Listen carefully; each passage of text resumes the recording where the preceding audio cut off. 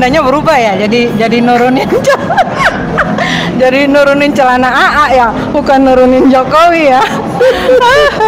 Ini nih, duduk-duduk begini damai tapi gersang. Ini penyakitnya ibu-ibu.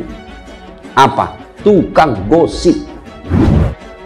Berarti ibu-ibu jaga perasaan orang, jaga harga diri orang, jangan permalukan orang meskipun ibu tahu ada aib dalam dirinya. Lalu apa untungnya ibu cerita? Bu, hei, Kadarullah lah, siapa yang nanam dia yang metik kan. Kita tahu kan AA selama ini apa komennya. Ya sekarang ini baru balasan dunia ini. Benar nggak Bang? Iya. Ustadz yang saya cerita ini kan benar. Memang begitu sifatnya Ustadz. Itulah benarnya namanya ghibah. Tidak boleh kita cerita kejelekan orang. Kalau dia salah yang ibu cerita namanya fitnah. Tidak ada jalan.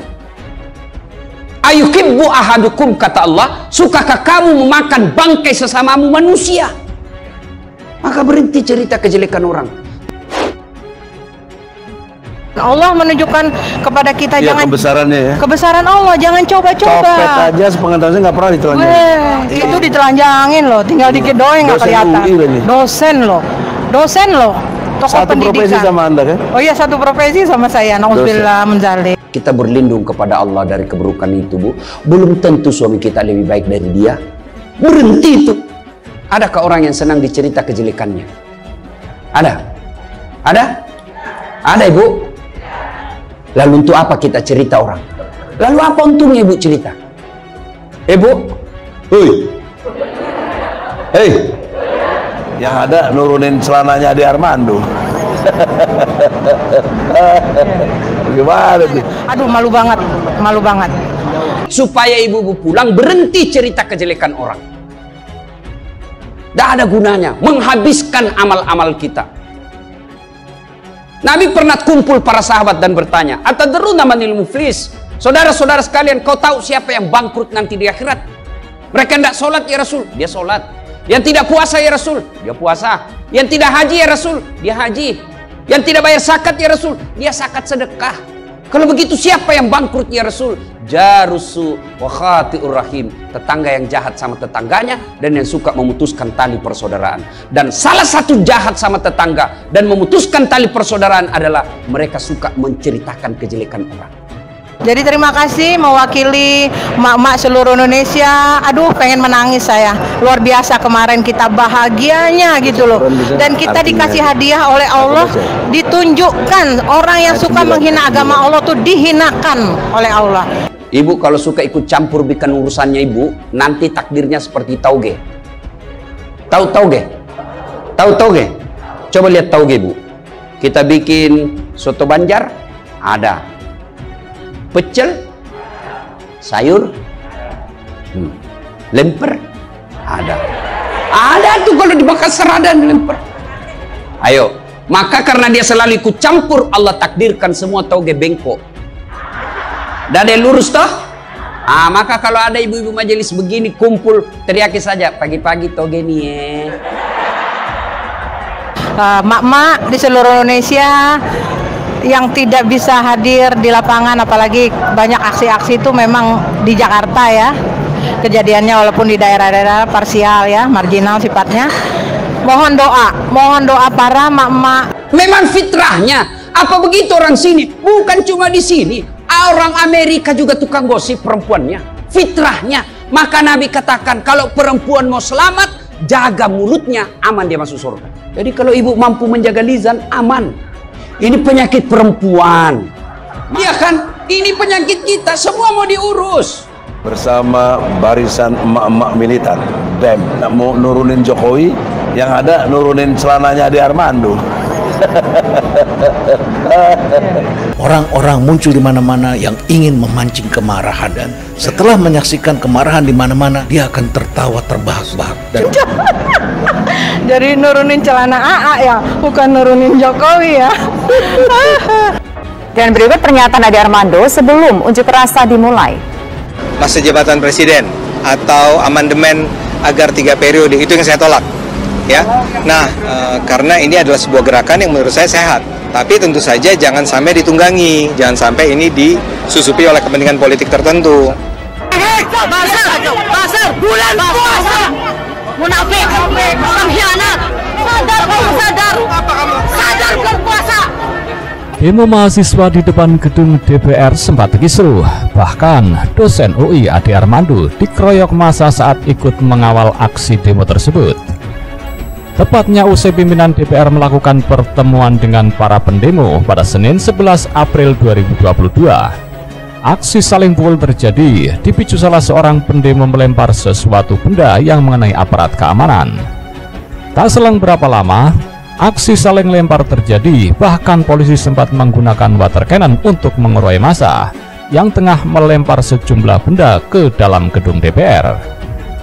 Di tengah kondisi memanas, Ade Armando tampak dibopong oleh sejumlah polisi, wajahnya penuh darah dan lebam.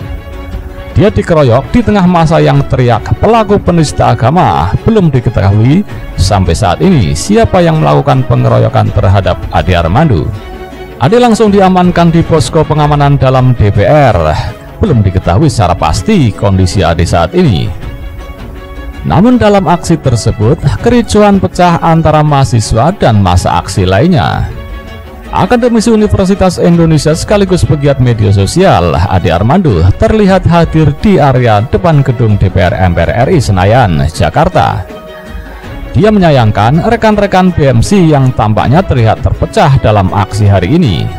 Sayangnya BMC yang terpecah dan yang sekarang melakukan demo ini malah BMC yang lebih kecil, tutur dia saat ditemui di lokasi pada Senin 11 April 2022.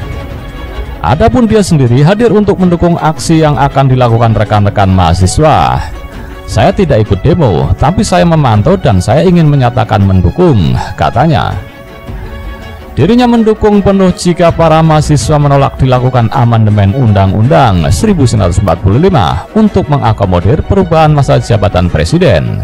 Kalau isu yang kan sekarang jadi kacau ya isunya, ada isu turunkan Jokowi walaupun kemudian dibantah oleh BMC. Tapi kalau isunya meminta agar dibatalkan amandemen, saya rasa mayoritas bangsa setuju ya. Dan saya menyatakan persetujuan juga terhadap itu, tuturnya. Pasar bulan puasa, munafik, pengkhianat, sadar bulan puasa. Demonstrasi hari ini bukan demonstrasi mahasiswa, ini demonstrasi preman yang mereka nggak penting tentang apa yang mereka tuntut, tapi mereka memang mau cari kerusuhan. Kemarin itu momen yang sangat berarti, ada ya sekarang ini baru balasan dunia ini, bener nggak bang? Iya. Itu ditelanjangin loh, tinggal dikit doang nggak kelihatan. Dosen loh, aduh malu banget. Ini sebetulnya sebuah peristiwa yang sangat tidak mengenakan. Begitu banyak orang yang melampiaskan amarahnya dalam berbagai bentuk dan semuanya merasa ingin menang. Mereka itu pecundang, hanya berani ketika banyak orang. Coba sendirian, mereka kucuk kayak kucing oren basah kehujanan. Orang pemberani itu jalan sendiri. Justru yang berani adalah Ade Armando menurut saya. Orang gentle. Ya dia seorang petarung, dia berani memperjuangkannya. Rupanya ada juga orang yang menggunakan kesempatan ini. Hendaknya kita semua bisa membantu untuk menahan orang tersebut. Seorang ibu-ibu diduga menjadi provokator dalam aksi pengeroyokan dosen UI Ade Armando dalam aksi demo di gedung DPR RI pada Senin 11 April kemarin. Kemarin mak-mak kan bukan hari mak-mak. Kemarin hari